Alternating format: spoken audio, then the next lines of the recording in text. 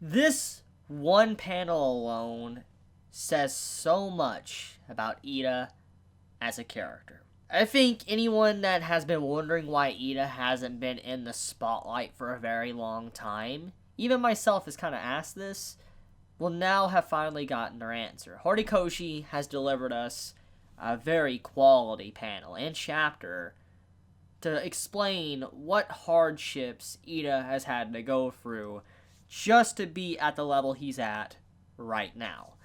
So, Ida, as we know, his quirk is pretty much like an engine. It's like a car part. And just like any parts of a car or anything, sometimes you change them out for better gear. It's like a computer. You know, eventually a computer's model will become obsolete and you need to upgrade its graphics card, video card, whatever. You know, you need to upgrade parts to computers or you need to get a whole new model entirely. It's like why people upgrade their phones constantly is because you need to upgrade to keep with the times, but also to, you know, have a strong system to handle the new things that come out. In this case, that's kind of what happened to Ida, and it fits really well with the way his quirk works, and I think Horikoshi was very smart with the way he gave this characterization to Ida. See, Ida, apparently it is revealed that to get your quirk stronger, you legit need to rip out your mufflers. And just FYI, Ida doesn't just have like one muffler, he has multiple on his freaking legs that he has to rip out. And the amount of pain he had to have had, or how much he went through just to do something like that, I don't even want to begin to imagine. It's literally probably like even worse than ripping off your fingernails. Like, I know many are like, ugh, like that when you think of your fingernails just getting ripped off, but imagine that, but much worse. Like this long piece of your body part, like your finger, just literally getting ripped off and all that, and you're pulling it out of your body. Oh my god. Like, I just don't even begin to imagine how painful that is. And that's what Ida had to go through.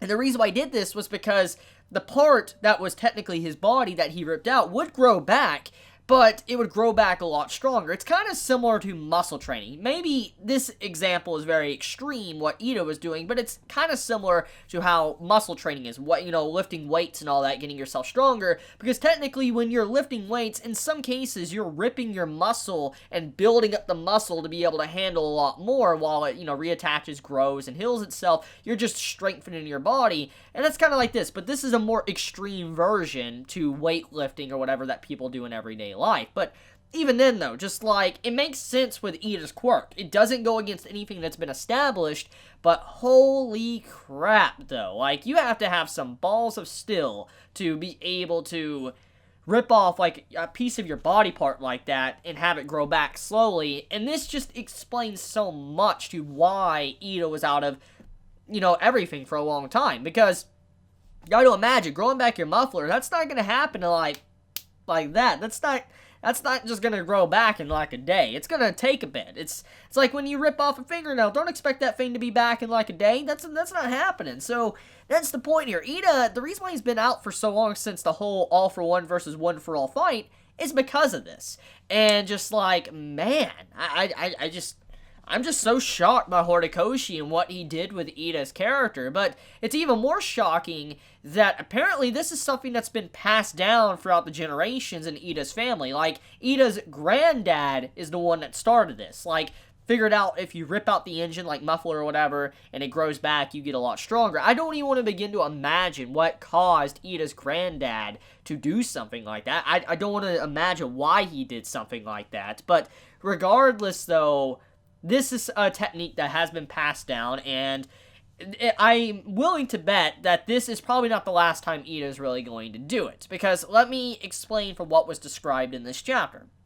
The reason why this is effective and why it works is because when the muffler is ripped out, or mufflers are ripped out, it actually, when it's growing back, it strengthens the muffler to accommodate the new level of strength you're at. It's kind of like this, okay? Let's say, for some reason, hypothetically, I rip off my hand, okay? And basically, it grows back eventually, but it's able to hold things a lot stronger. I'm able to tighten my hand a lot stronger. But the original hand I had maybe was only able to tighten maybe 5% of my power, or 5%, okay?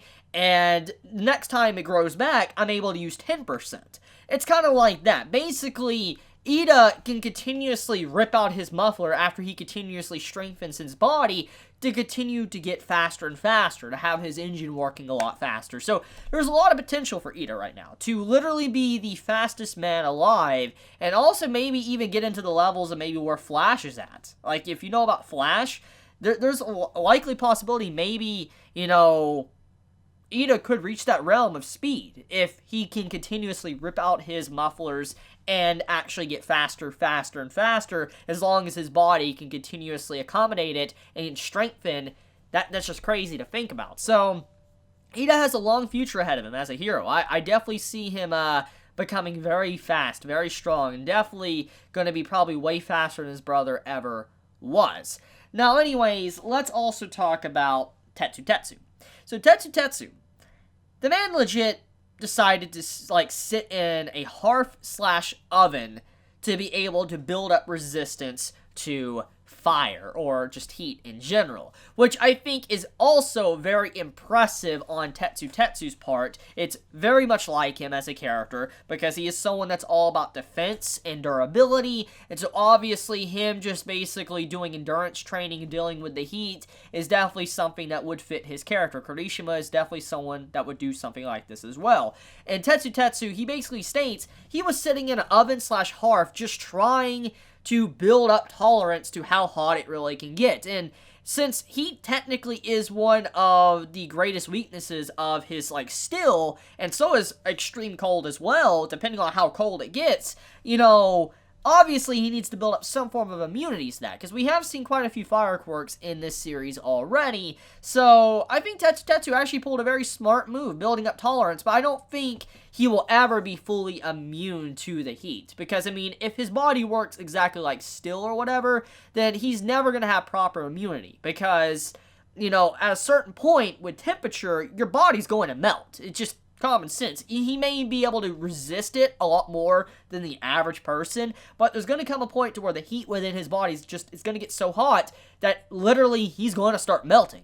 And I feel like that's probably going to be his, end cap. Like, his overall cap as a Quark user is that he cannot, surpass this certain threshold because of what his body is made up of. Impressive stuff for the man to be able to just resist Todoroki's heat, but I highly doubt the man is going to be able to resist, Endeavor's main technique. If Todoroki is going to use Endeavor's technique, he's done for. Like, Tetsu is not going to be able to, fight back against something like that. Because literally, Endeavor's heat was turned into a laser. A high-tempered laser. That's not something you can survive against. I'm actually kind of worried that, that technique that Todoroki might use could really put Tetsu's life at risk, because that is not an easy technique, and that is not a friendly technique. That's a pretty deadly technique that could cause a lot of problems. And also another thing, too, is I also do like the fact that within this chapter, we get to see a little bit more characterization/development for Ida, too. Like, I already talked about him dealing with the pain and stuff, but there was a little bit more that kind of was applied to him, and that was that he's taken this exam, this test, very seriously between Class A and Class B. Now, many might look at this, example of Ida basically saying, oh, you're a villain and all that, and I'm not going to let you get away with this. Many might take this as a little charm to Ida's personality. In a lot of ways it is, but Ida, he takes this seriously because technically you should. This is a test, and if this was a real situation, if one of your teammates gets captured, you might as well say they're dead, okay? That's just how it's gonna be. So Ida, that's why he's taking it so seriously, why he charged in to grab Mr. Spinman, the one that's from Gurren Lagann, and took him back to the base to imprison him, is because, he had the chance, there's a 1v1, he got the jump on the man, he should be able to take him back,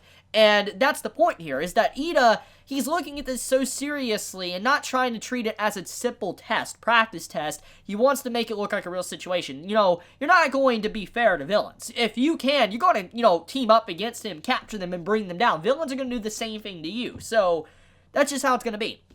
And I think that's just really good on Ida's part, to really just show how mature he's gotten, but how serious he is about these exams. That's what I've been talking about since the start of this. Like, you should treat this as if it was a real test, like something really happened, like, villains versus heroes going down. If your guys are captured, it's over. Either if you're a villain, if your guys are captured, you should expect them to be in prison, put in jail. Or if, you know, you're the heroes and your guys are captured by the village, you should expect them to be dead. And so that's the point here. And I love that. I love how Horikoshi is just given so much clarity to this arc. And it's just so spectacular how much characterization and development he's given to all of these characters. I'm really looking forward to seeing other individuals really standing out, like Shoji and all that. I really hope we get to see more of that as this arc continues.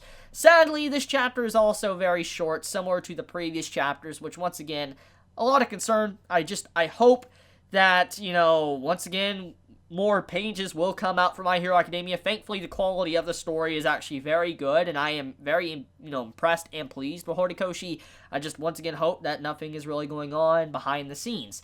But I want to end this video here. Let me know your thoughts in the comments below. If you enjoy my content, you know, please subscribe. If you like this video, please leave a like. And if you want to get notified for whenever I upload a video, please click the bell icon down below. And with that, Chibi out.